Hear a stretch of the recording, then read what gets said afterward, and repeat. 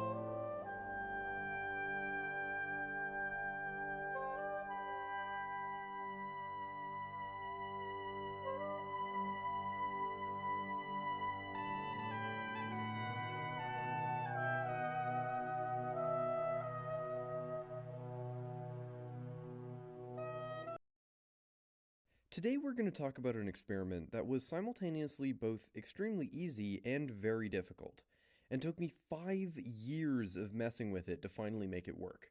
And to be honest, I think it's some of the finest wizardry we've done on this channel.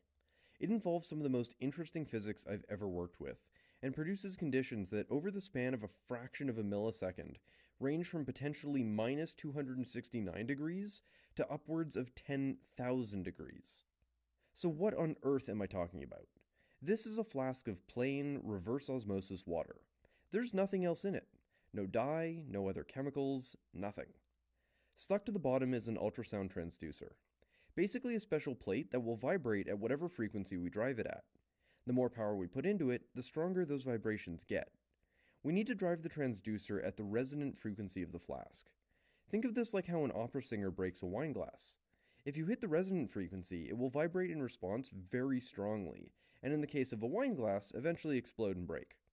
With everything tuned and the strength of the vibrations perfectly set, we suck up a very small amount of water and let a drop fall back into the flask from an inch or two above. When the drop hits the water, a little bubble is formed and shoots down into the flask. But then something weird happens. Rather than floating back to the surface or popping, it just sits mid-water, suspended by the vibrations. This is the same way that acoustic levitation works in air, but using a bubble underwater instead of a piece of styrofoam. Now all we do is turn up the strength of the vibrations a bit until we hit this sweet spot between trapping the bubble and popping it. Finally, we turn off all of the lights in the room. After a few seconds, as your eyes adjust, if you look where the bubble is, you'll see the damn thing is glowing. It looks as though somebody has plucked a star out of the sky and contained it in the flask. It's really quite beautiful.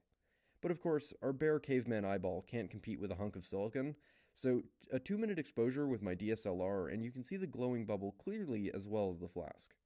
Remember, there's no dye or chemicals making this glow.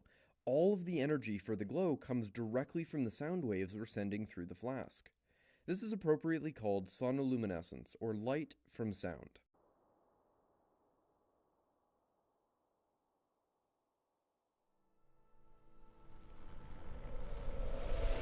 The film you are about to see has no characters.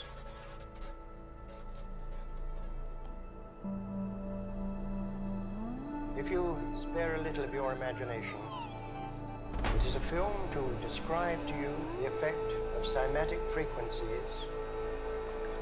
on matter.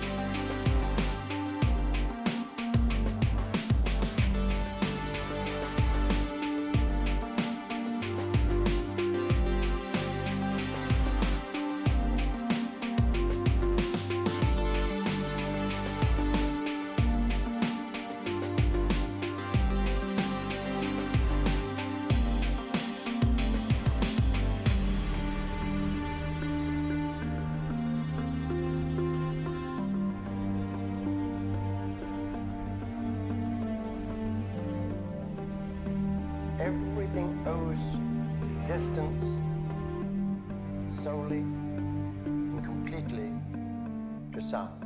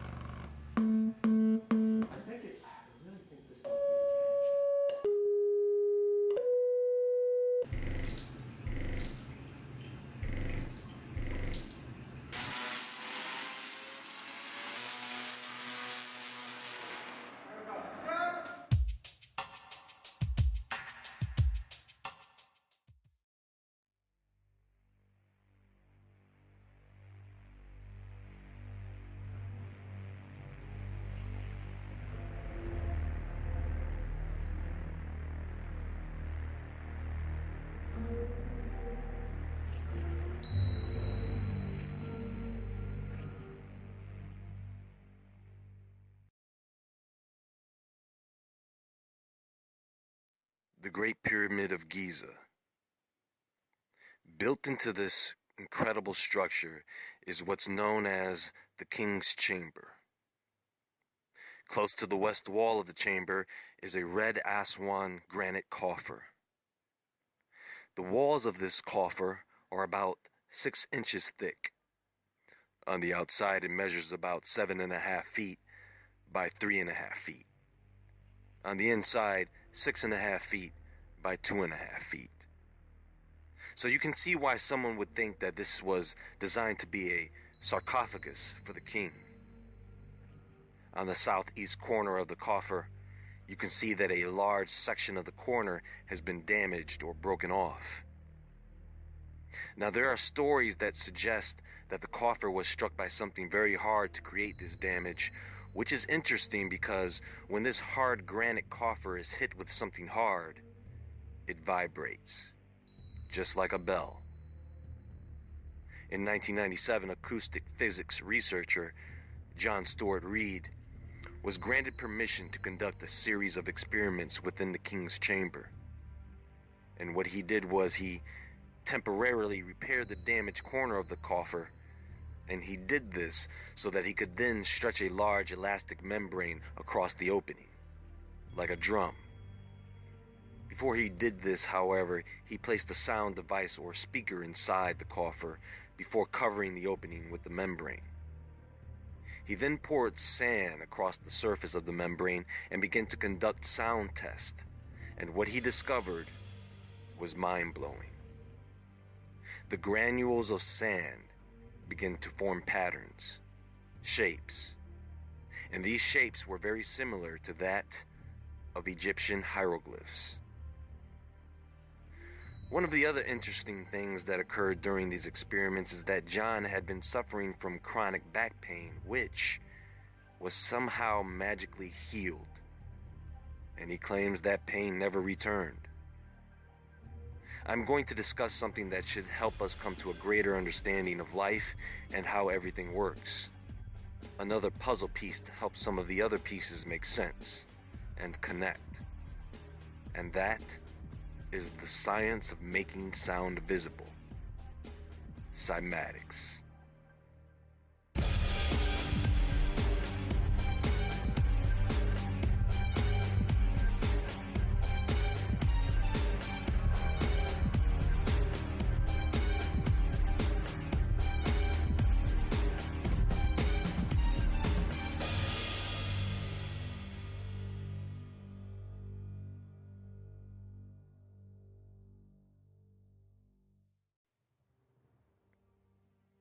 There is a pattern that exists, and this pattern seems to be infinite. This pattern is found in nature, it is found in us, it is found in the stars. In 1202, a mathematician known as Leonardo Fibonacci introduced the Hindu-Arabic numeral system to the Western world through a book known as the Book of Calculation, or Book of Abacus. Within this book, there is a description of a number sequence that was written about in India. But since it was popularized by this book, it later came to be known as the Fibonacci sequence of numbers. Each number in the sequence is the sum of the two numbers that came before it. 0 plus 1 equals 1. 1 plus 1 equals 2. 1 plus 2 equals 3.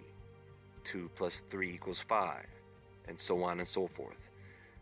Now, if you take these numbers and create squares with the lengths of their sides equal to the numbers in the sequence, you can tile them to give you what's known as the Fibonacci spiral or pattern. The same pattern found in seashells, artichokes, pineapples, pine cones, trees, leaves, flowers. It is found in the DNA's double helix, your arms, hands, and fingers, your face. These are the fundamentals to the science of sacred geometry, something that is not new. I've discussed Dr. Masaru Emoto's rice experiment, his water crystallization experiment. I know some of you have tried this and have seen the results. Do you all understand that when you do this experiment, you are literally destroying something with your mind? So would it make sense that if you can destroy something with your mind, you could also fix it or even create it? Do you see the Fibonacci pattern in the beautiful water crystallization when it is loved? So what's happening here? How is the energy that comes out and off of our bodies affecting other matter? We all know it's frequencies. In fact, it's more than that. It's resonant frequencies. It's sound. With the science of cymatics, we can now see what these sounds look like. This is a cymoscope. It is an instrument that can be used to create a visual image of sound vibration. This is basically a petri dish that is on a plate that has been insulated from the natural vibration of whatever the cymoscope is resting on. You can then use very fine particulates or ultra pure water to reveal the structures of the harmonics that pass through the cymoscope. At low frequency sounds, you get very simple geometric patterns. The more you raise the frequency, the more complex these patterns become. This is one of the 3D structures that is created in water using sound. This is an actual image of water, with the surrounding body of water removed for contrast. The most abundant crystal on the earth is quartz, a mineral composed of silicon and oxygen. Like most inorganic solids such as metal, rock, and ice, it is a polycrystal, a mass of microscopic crystals that were fused together to form one large solid mass. Now here's the question. If the patterns or structures that are within a crystal like quartz are actually the imprint of resonant frequencies or sound, does this mean that the energy of that frequency is also captured within the crystal? Do you understand now why people use crystals in rituals and in healing? Because just like you give off vibrations, objects, crystals give off vibrations as well. And all these vibrations affect each other. Listen carefully, folks. I just showed you how sound affects the atomic structure of water. And we can see how sound may have an effect in the way minerals like quartz crystallize. So how do you think sound affects your body, which is mostly quartz and water? We know that there are patents of sonic weaponry that can do a lot of cellular damage to a large number of people all at once. But at the same time, we have technologies that use sound to heal. This is cymotherapy, acoustic therapy, harmonic therapy. This is the science behind chanting, humming, or alming, and Sanskrit. It is the science behind using crystals, a Tibetan bowl, or classical music by people such as Bach or Beethoven. This is the science behind relaxation audios and binaural beats.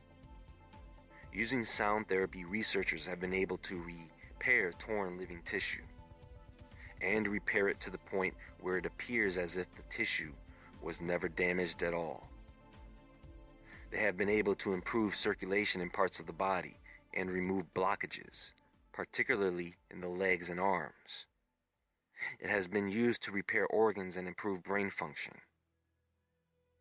You see, sounds affect your body. Music affects you. Words affect you. When you write a word, that word has energy just like everything else, and when someone else reads that word, it affects them on a cellular level. When we hear or see a negative word, we feel it. When we see or hear a positive word, we feel it. When you hear or see something funny, you laugh, which is a double bonus because even the sound of laughter can raise your body's frequency. This is what raising your body frequency means. You are raising the resonant frequencies in your body to be more in line with the complex crystalline structures that promote good health and longevity. Have you ever listened to a song that you like, or have ever watched a movie or video that touched you, and at a certain point, that audio or video stimulated a sensation that is often felt on the skin across the scalp and back, a tingling sensation, similar to what happens when someone runs their fingertips gently down your back. Have you ever wondered what that feeling is? This is called Autonomous Sensory Meridian Response, or ASMR. You may have seen videos where people are whispering and performing mundane tasks like turning the pages of a book or making subtle clicking and tapping sounds. They do this to trigger this response. And it works, especially for people who are very sensitive to the ASMR. Watching someone do this for about an hour can sometimes be a bit overwhelming if you are sensitive to it. However, it is very therapeutic, and the effects this has on stress is incredible. Want to have a relaxing night after a hard day's work? Get into a nice hot Epsom salt bath for about 40 minutes with your eyes closed, just listening to someone perform these ASMR triggers. When you get out of that bath, you will feel like you have never felt before. See, the Epsom salt detoxes the cells for the first 20 minutes and then supplements your cells with magnesium for the last 20 minutes, relaxing every muscle in your body, including your heart. Sound is a very important part of our lives. Without sound, you can't have light. Biblically, sound came before light, because it was the word spoken from God that gave birth to it. And without light, there is no us. There is nothing but darkness. And I guess this is why some people associate light with love.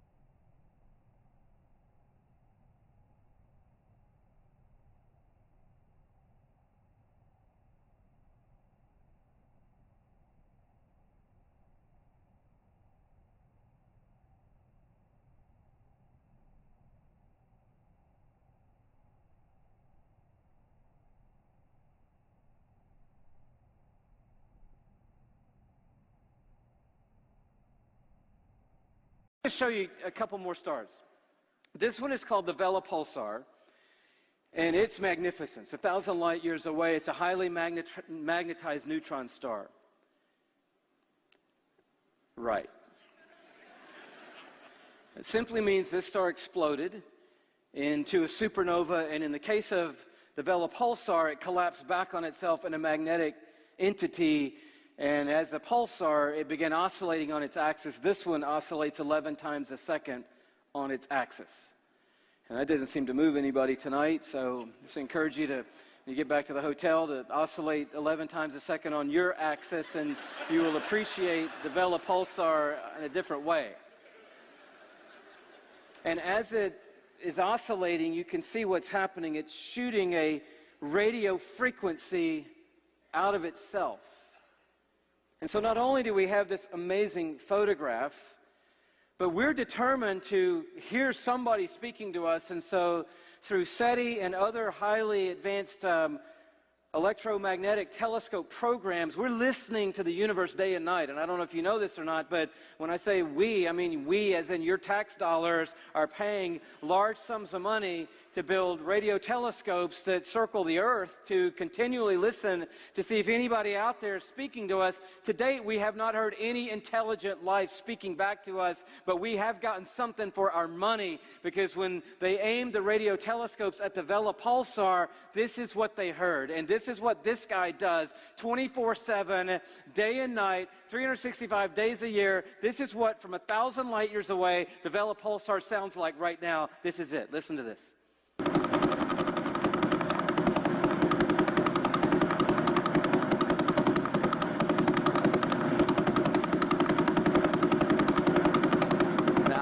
About you, but that blew me away. I'm thinking, wow, this is incredible. You're like, well, what does it mean? I don't know. Is that some kind of Morse code for something, or what does all that mean? I don't know what it means, but and I don't want to go too crazy here, but maybe the Vela Pulsar got wind somehow innately of Psalm 148 verse 3, and since it says, praise him, sun and moon, and all you shining stars. We're a shining star. We should praise him. Well, how are we going to praise him? I know. Let's oscillate 11 times a second on our axis and see if we can send a radio signal into the universe that would join in the symphony